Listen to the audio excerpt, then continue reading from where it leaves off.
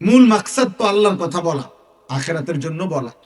আর আমরা এটা বিশ্বাস করি আল্লাহর কথা একজনকে বললেও নেকি হয়।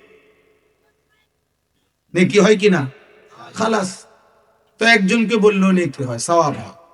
একজন ভাই ওই যে আমাদের কুমিল্লায় ইবনে সিনা হসপিটালে চাকরি করে, আব্দুল করিম ওনার নাম, ওই ভাই একা, ওর দাওয়াতে আমি এখানে আসছি। তাই আমি তেমন কাউরে চিনিও না, কিন্তু উনি আমার মাদ্রাসার বাসা কাছাকাছি, আমাদের কুমিল্লা শহরে চাকরি করে, বারবার আমার মসজিদে আসে, জুমার নামাজ পড়ে আমার পিছনে, অনেক দিন বলছেন। আমি ঠিক আছে যাব, অসুবিধা কি? তো এই হিসাবে এখানে আসে দোস্ত। এই জন্য বললাম প্রত্যেকে যেটুকুই হোক, আলহামদুলিল্লাহ লম্বা সময় আপনারা বয়ান শুনছেন। অতএব যার যখন সুযোগ হয়, দরকার হয়, আপনি চলে যাবেন, কোনো অসুবিধা নেই। দ্বিতীয় কথা হলো, সবগুলো হাতে ধরা মোবাইল বন্ধ করতে হবে।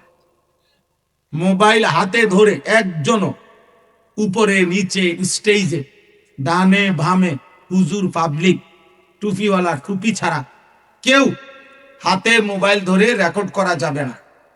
আমি স্পষ্ট নিষেধ করলাম। এরপরে আমি যারে দেখবো দমক দেব এবং চেষ্টা করব বাইর করে দিই। ইতিপূর্বে আমি বাহির করছি, এটা আমার নজির আছে। এই জন্য দোস্ত এটা জরুরি। তিনটা জিনিস খেয়াল রাখা। এক নম্বর, আল্লাহর কথা বসে শোনা।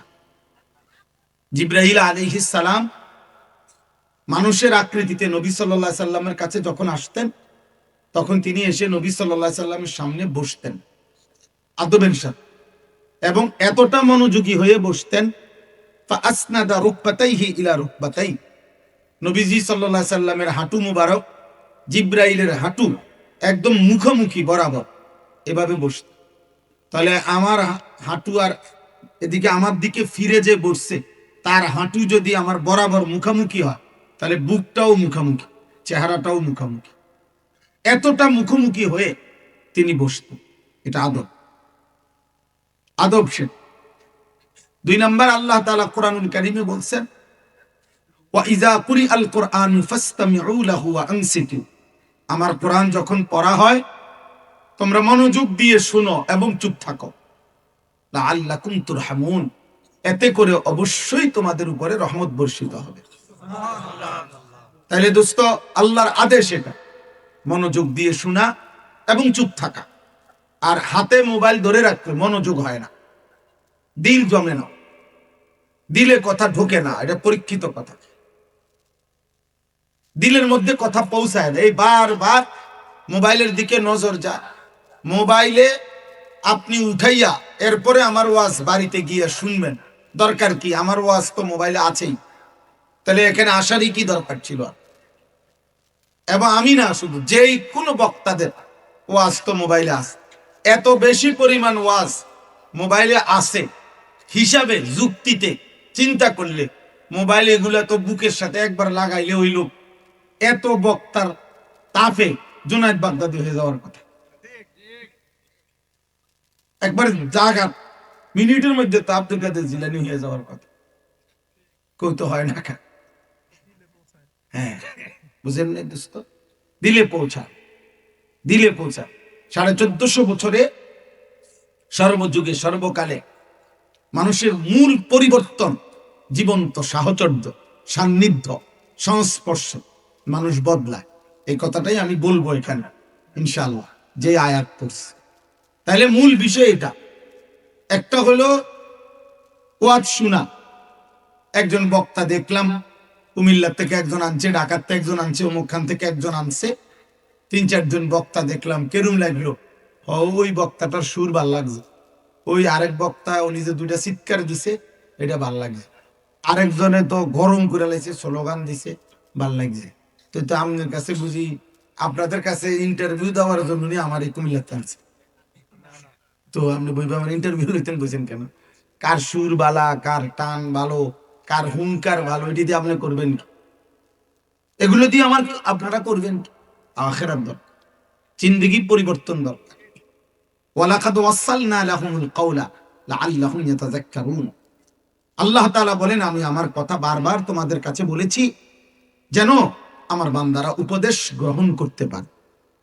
এই দোস্ত, এই আয়োজক যে ছেলেরা, নওজোয়ান ভাই, আপনাদের কাছে এটা আমার অনুরোধ, গ্রামবাসী যারা আয়োজনের সাথে, আগে বারবার মনে রাখতে হবে ইন্নামা লিমরিইন মা নাওয়া।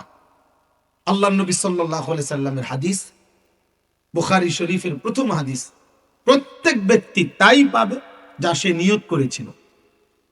ইন্নামাল আমালু বিন্নিয়াতের পরের শব্দ হইল এটা, পরের লাইন, তাই পাবে। অতএব আপনার দিল পৃথিবী না জানলেও আল্লাহ জান, আল্লাহ জান।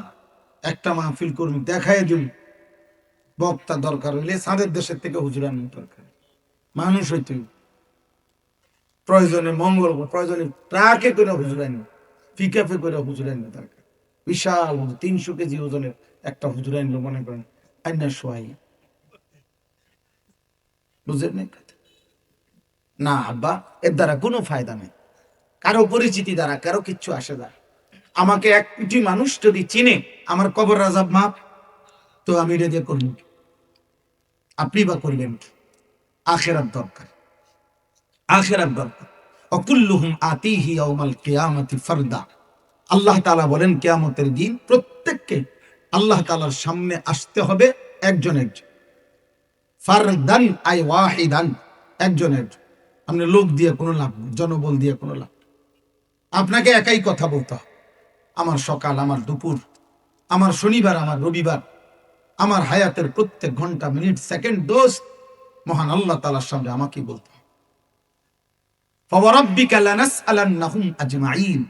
আল্লাহ বলে, বান্দা কসম করে বলছি বান্দা, আমি কিন্তু সকলকে জিজ্ঞেস করব, আজমাইন, সকলকে, আলাদা আলাদা, একজন একজন করে জিজ্ঞেস। আল্লাহ তাআলা কিয়ামতের দিন ফেরেশতাদেরকে বলবেন, ওয়াকিফুহুম ইন্নাহুম মাসউলুন। আমার বান্দাদেরকে দাঁড় করাও, থামাও একজন একজন, আমি আল্লাহ নিজে জিজ্ঞেস করব। বান্দা আমার ঘন্টা, আমার মিনিট, রাত আমার, দিন আমার, আলো আমার, অন্ধকার আমার, নিঃশ্বাসগুলো আমার, চোখের পলক আমার, হাতের শক্তি, পায়ের শক্তি, জবানের শক্তি, লজ্জাস্থানের শক্তি, দিল ও দিমাগ আমার দেওয়া। এই রাত দিন চারিদিকের কায়নাতের সব আয়োজন বান্দা আমার দেওয়া, আমার গুলো, আমার হিসাব করা।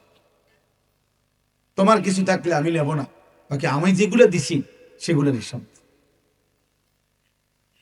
ফাওয়ারাব্বিক, কসম করে আল্লাহ বলছে, বান্দা হিসাব দিতে হবে। বহু আয়াত কোরআনে, ইন্নাস সামআ ওয়াল বাসারা ওয়াল ফুআদা কুল্লু উলাইকা কানা আনহু মাসউলা। আল্লাহ বলেন, কান, চোখ, এমনকি দিল, প্রত্যেকটাকে আল্লাহর পক্ষ থেকে জিজ্ঞেস করা হবে। আল্লাহ বলবে, কান বলো তুমি কি শুনেছ, চোখ তুমি বলো কি দেখেছ, দিল তুমি বলো তোমাকে নিয়ে আমার বান্দা কি ভাবছে, প্রতিবার নারীর ছবি দেখে কি ভাবছিলা যুবক, উলঙ্গ অস্থির ছবি দেখে মোবাইলে আমার বাপ কি ভেবেছিল, কি তোমার মন চাইছিল কি জেনা করতে, পারো নাই আর কি, কিন্তু চাইছিল তোমার। সুযোগ পাইলে বেবিচার করতা, সুযোগ পাইলে জিনা করতা। আপনি বলেন, একজন বুড়া মানুষকে অথবা একজন মাঝ বয়সী যে রঙিন টেলিভিশনে চা দোকানে বসে নর্তকীর নাচ দেখে, নাটক, সিনেমা দেখে, এই বেশরম লোকটাকে জিজ্ঞেস করেন, আপনি যে দেখতেছেন এই নর্তকী নাচে, আপনি দেখে এটা দ্বারা কি ভাবতেছেন মনে? আপনি কি তারা রাবেয়া বসরি মনে করে দেখতেছেন? অসভ্য নারীকে কেন দেখছেন? আর আপনার দিল কি চাইতেছে? নাউজুবিল্লাহ। আল্লাহ তাআলা বলেন, বান্দা আমি দিলকে জিজ্ঞেস করব, বলো দিল তোমার দ্বারা আমার বান্দা কি কি ভেবেছে, কি কি ভেবেছে? হ্যাঁ, আপনার জিজ্ঞাসা আর আপনি কি চাচা সাধনে ভাইয়া কি করেন? কয় না, একটু খবর শুনি।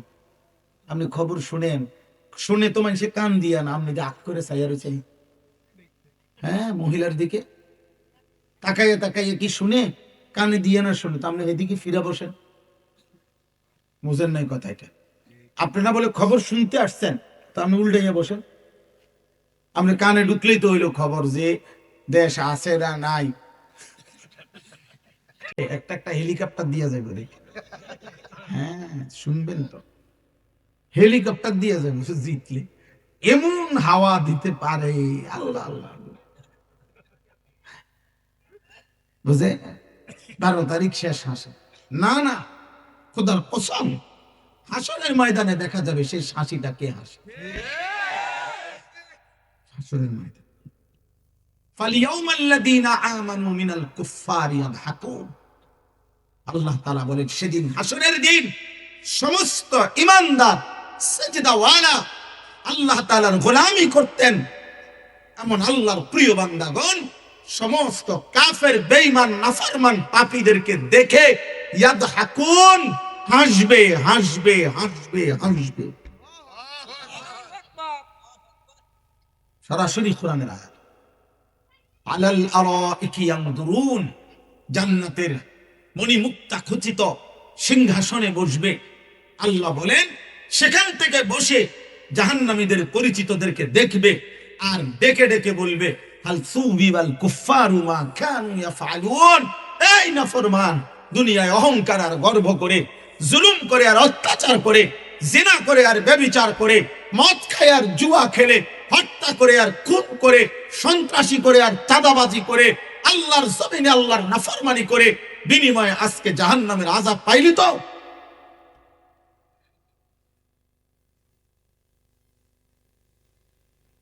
আল্লাহ আমাদেরকে মাফ করে দেন।